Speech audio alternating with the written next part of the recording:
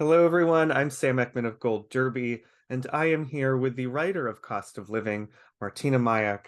Uh, this play, Martina, it focuses really on two relationships, and in each kind of pair, there's one person with a disability, one person without.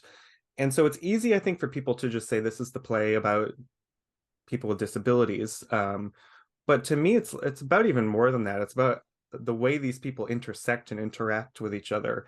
And I'm just curious, what was kind of the first thing that ignited this story for you? Where did the inspiration come from? The play came from a period of a lot of economic, financial uncertainty and grief. I just moved to New York. I had a year of sublet hopping. I had 13 apartments over the course of a year. One month it was four. It was just hopping. I didn't have enough to move to the city without enough for a security deposit. I just graduated grad school.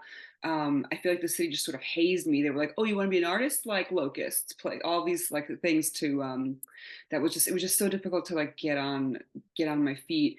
And at the same time, my sort of father figure had passed away quite suddenly in Poland, and I didn't have the money to go to his funeral. I also was afraid to go to have it be real. I didn't want to confront that this was the reality. And the night that I began writing the play, I had just been fired from a bartending job because they thought I had stolen $100, which I didn't, but I wish I did because I still got fired for it. And I went back to my like third sublet of that year, and it was a blizzardy January night, Saturday night, and it was the first time in that year that things had sort of settled for like a moment. It was just jumping, running from survival job to survival job, and the reality of getting fired was like, well, now you have to take a second to step back. And what so I started writing this monologue for this man, who I realized was like a kind of a composite of a number of like most of the people I grew up with like didn't have fathers, but he was like one of the rare like fathers that I had known, and was writing about speaking about his grief over his wife. And then throughout the rest of the year, I because of kind of not having enough like headspace or security to be able to just sit down and write a play, I was writing these scenes of kind of what I thought were disparate characters that I realized were speaking to each other, and all kind of like dealing with some kind of precarity in their lives. I never intended the play to be about disability. I don't consider it a play about disability. That is not my identity to be writing from. I did. I did do the work that Jess does in the play. I was a caregiver for two men with disabilities when I lived in Chicago, and so I pulled from that experience. But really, it was kind of it's a time capsule for that period of a lot of uncertainty and precarity in my life, um, as well as like a particular kind of like American loneliness. I think that was just like some things that I was dealing with, and like needing care at that time, resisting it. All of that was sort of in the soup of the year, and these characters kind of showed me myself at that time. So it came from places. It was the most like roundabout way of writing a No, play. that was great. I mean, at least I think New York hazes everyone who wants to come here. All of us want to come and be an artist, but at least you have this great play as a result of that period. You talked about, pouring a lot of your own personal experiences in there. What does that do for you? Is it scary to go to those places and put them in writing? Is it cathartic? What is that like for you? Um, I hate writing. I hate it so much. It's like, why would you do this? Like, it's agony to mind your own demons and then structure them into an arc for other people. Like, why? But I don't. I feel like going through that process helps me access the fullest version of a life for myself, as well as my own understanding of other people and the kind of like paradoxical psychology we move through the world with. And though I hate the act of it, that's like that great Dorothy Parker quote, I hate writing but I love having written. And so yeah, it's like putting yourself uh through the fire to get to something, I guess more distilled and more pure. Um, uh, but yeah, it's hard. But yeah, I just feel fuller at the end of it. I feel like the plays become smarter than I ever could on my own without having gone through it. Yeah. And this was one of, many shows that kind of its Broadway life was delayed by this little pandemic that everyone has gone through. Yeah. Does, you talked about the kind of concept of American loneliness, which I think a lot of people were feeling very lonely during that period. Does that going through that make this play resonate differently to you? It definitely did for me. I'll be real. When we first started, well, before we started rehearsal, I'm like, oh my god, is this gonna be relevant anymore? People are gonna like. I began writing it in 2014, and during a very specific period of my life where things were very shaky, and there's a lot of grief and loss and difficulties. And by the end of the first reading, I did feel like people were leaning in more. There was a lot. There was it was really emotional in the room because I think we had all kind of gone through this collective loss. And whereas like I had a very specific experience in 2014, we sort of shared that more after having gone through the pandemic. And I think a lot of people in that room were able to sort of, they were closer to their losses in ways that I was closer to my loss, when I first began writing it. And I felt that in the audience as well. I think when I write plays, I hope that they're useful. Like I write them partly to feel less alone myself. And I hope that that in going to the theater and experiencing it, people can feel less alone in their very specific circumstances, their sadness, their whatever it is that they're going through. And so it did. I felt like it was a moving experience to feel like people were connecting to it. It's a sad circumstance of why they were connecting to it, but I did feel like we were sort of gathered around in this room together, communing with our losses in the past few years. Mm. And you really kind of put your characters through it. They're all basically crushed at some point in the piece. They all The have to life. sort like I mean I still think about like there's obviously loss is a huge way of a huge piece in it, but also like the moment where Jess realizes like John does not want a sexy date night with her after she just finally was like, oh, I can do this. Someone wants to connect with me finally, is just heartbreaking. Uh why did you sort of, why do they each have to go through that type of gauntlet? I don't even, it's not a thing I even think about. I think it's just they these characters have most of the majority of these characters have had no reason to believe that life will take care of them. They are moving through the world kind of trying to protect themselves because life has shown them that there will be breaks, and to expect breaks. And for Jess specifically, I think there's a moment when she unfurls a bit and allows herself uh, to have hope that something that maybe this time things will be different. And though she doesn't get that kind of connection there with John, she gets it later. She gets it later in the play with another character with Eddie. I think I realize the play is also sort of about miracles. It's about these the intersection and connections, almost kind of cosmic connections that people have, where who knows what's going to happen at the end of the play. These two may never see each other again, but at the end, but for that night they're okay. And so that is something. Um, their lives might not be solved, but at least the night will be solved. And so I think that's sort of, I guess that was how I lived my life during that time of like, well, am I going to be okay tonight? I'm okay tonight. I don't know what tomorrow's going to be, but I'm okay tonight.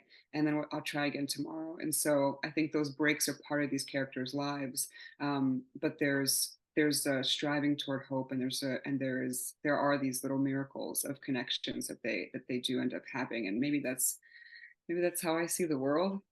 I guess it's the interviews or therapy. I guess I don't know if thought about that. I guess it's that.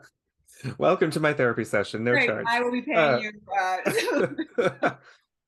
but I do think that the ending is, I would say, a hopeful ending. Hope was kind of what I felt as like a main theme throughout it. Is that accurate to say? Kind of either maybe hope deferred, but also hope, as you say, just for a night even. Yeah, I think that yeah, you always have to cling to some hope that things are going to get better. Like um, I think what's so beautiful about these characters and the people that I grew up with is like they have no guarantee that this is going to go well. So many things have broken in their lives, and yet they're clinging to this. For like a tiny fraction of what their hope is, they're this this longing for something larger, something that's going to connect them, some meaning, I guess, as well.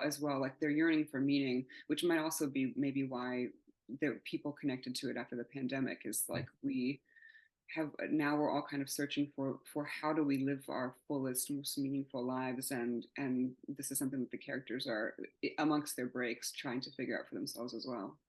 Yeah. It was an interesting setup, the structure of it, because these two stories almost could be two separate plays. They come together at the end. Did you ever think about them as separate, or was it always kind of interwoven to you? I didn't think this was going to be a play. I had Mm. this monologue that I'd written for this man in the bar, and I was like, well, 10 pages, 10 minutes, like good, great that you wrote something, but like I don't know what this is for. I wrote it, I wept, and I was like, okay, goodbye. And then and then I started writing these this other scene between Eddie and Ani, who were not named Eddie and Ani at that time, and John and Jess. And when I wrote the first Eddie and Ani scene, I realized that they sound similar, or that the man sounds similar to that monologue I'd written a few months before. And when I put them together, I realized, oh, that's his wife, and she's the one who's passed. And so I guess we're going back to figure out what happened between the two of them. And the John and Jess, that was a standalone piece for a bit. When I was part of the group Youngblood at Ensemble Studio Theaters, I because of that year and how difficult it was to find the headspace to write, all I could sort of do was these short plays, and like they're a great organization that would have these like 10-minute play festivals once a month, and so it got me writing while I was still trying to sort my life out. It was the kind of lifeline I had to the theater and keep going. And one day I was asked to write a play about employment, and so that's like a short version of that play was something that I had was what I wrote was my response to employment after I just got fired from that bar job. So I was like, well, I can't write about that job because I'm mad at it. But so I wrote about something another kind of work that I'd done a few years before, and so those scenes were the things that I had that I think I realized they were speaking to each other in one way or another, and then the task was, well, how are they going to intersect? I knew I had these two parallel stories, and I was like, I know how plays work. They're gonna meet at some point, but I didn't know. I didn't know who. I didn't know how. And a lot of the rest of the year was trying to figure out what that pairing was going to be. And when I would figure out what that pairing was going to be, I would then figure out what the play was about, and also what this sort of unconscious. I write to figure out how I feel, what I feel, what's going on, and so through a number of just trying different scenes, trying different combinations. When I hit on what the play is now, I realized it's a play about care and meeting one another, and how people show up for each other in this life that breaks you, and then could go back and kind of organize them. But yeah, it took a minute to be like who. There were a lot of like bad versions of the ending, like someone's sister, or like it was just calling bullshit on myself, like this isn't true, this isn't true. And then when those two people met each other, I essentially chose the two people who needed the most at the end of the play to intersect with each other. Hmm. Well, it all worked out because this play, it came together great, and you became a Pulitzer Prize winner, joining a really legendary list of playwrights. How did you find out about the Pulitzer win? What goes through your brain? What's the reaction when you realize you've won a Pulitzer? Oh, it was the best. I was supposed to be at jury duty that day. It was like a flash flood rainy day in April, so I was like heading from uptown all the way down to Battery Park like at 8 in the fucking morning. Sorry. Like at 8 in the morning in flash floods. I was not chosen, thank God. So I came back home to do my taxes because like, they were due the next day, and so this is how well I had my shit together. And I started like I opened the TurboTax, and I get a call from my agent, um, who's yelling into the phone that I want a Pulitzer, and I was so mad at him because I thought that he was messing with me.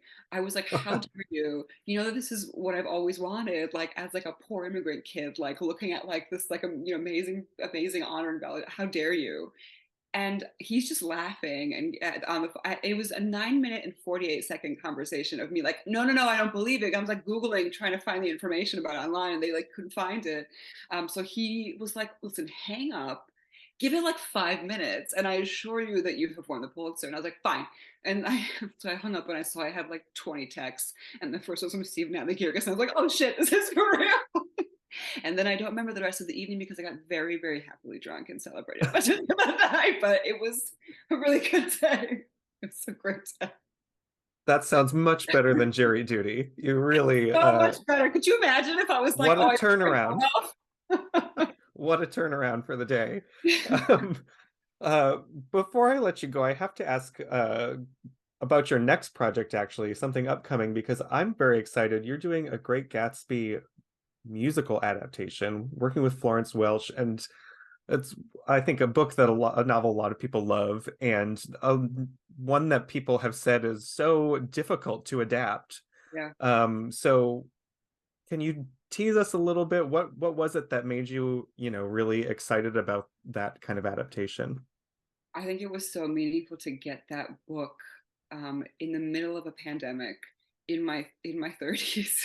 Uh, where I'm questioning what the hell it all means. The Great Gatsby has this. So much of it is like parties and the green light means money and all of these things that we've associated with it from high school. But when you read it later on in your adulthood, and also take into account that this novel is set 4 years after the end of a world war and 4 years after the end of a pandemic that collectively killed a third of the world's population, mostly young people, then you're like, I understand the gin.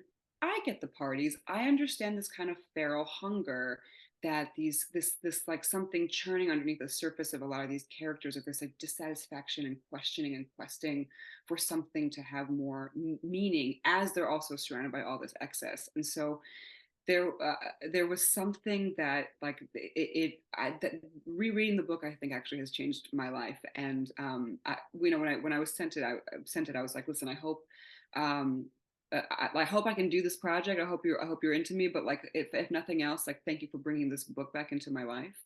And of course, the music is extraordinary. And Florence and Thomas, like, I listened to before this interview. I was listening to the music because I just like listening to it. It's just really so good. I can't wait for the world to hear it. But yeah, I really I connected to that aspect, that psychology of the characters, that of this questing for something more, that helped me. I also I see Gatsby as a working class character. Like, he's somebody who's feels never enough, and a lot of the characters feel never enough or not enough.